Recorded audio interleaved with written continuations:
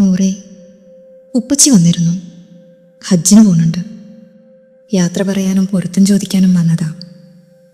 എന്നോട് പറഞ്ഞില്ലെന്ന് ഞാൻ അസൂയപ്പെട്ടു. എന്നിട്ട് നിങ്ങൾ പൊരുത്തം കൊടുത്താ? ഞാൻ ചോദിച്ചു. ഉമ്മ ഒരിക്കൽ പോലും ഉപ്പച്ചി സുഖമില്ലാതിരുന്നെന്നും ബുദ്ധിമുട്ടിലാണെന്നും ഒന്നും പറഞ്ഞിരുന്നില്ല. ഞാൻ കേട്ട അവരുടെ നല്ല കഥകളും ഹജ്ജിന് പോകുമ്പോൾ നാടുനീളെ യാത്ര പറഞ്ഞ് പൊരുത്തം വാങ്ങിയ മനുഷ്യൻ എന്നെ ഒഴിവാക്കിയല്ലോ എന്ന് തോന്നലുമെല്ലാം എന്നെ കൂടുതൽ അകറ്റിയിരുന്നു.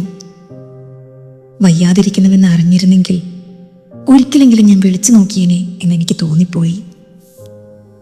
കുടം കമഴ്ത്തി വെച്ച് വെള്ളമൊഴിക്കുന്ന ചിന്തകളാണ് എൻ്റെ തലനിറയെ. ഇപ്പോൾ ആരോടും പരിഭവപ്പെട്ടിട്ട് കാര്യമില്ല. എല്ലാവരും അവരുടെ ശരികളാണ് ചെയ്തത്. ഞാൻ എൻ്റെ ശരികൾ ചെയ്ത പോലെ. ഇതൊന്നും ആരുടെയും തെറ്റല്ല. ചില ബന്ധങ്ങൾ അങ്ങനെയാണ്, ഭാഗ്യം കെട്ട ബന്ധങ്ങൾ. അവസാനമില്ലാത്ത സ്നേഹത്തെ ഉള്ളിൽ കൊണ്ട് നടന്നാലും കൊടുക്കേണ്ട ആളിനത് കിട്ടിക്കാണില്ല.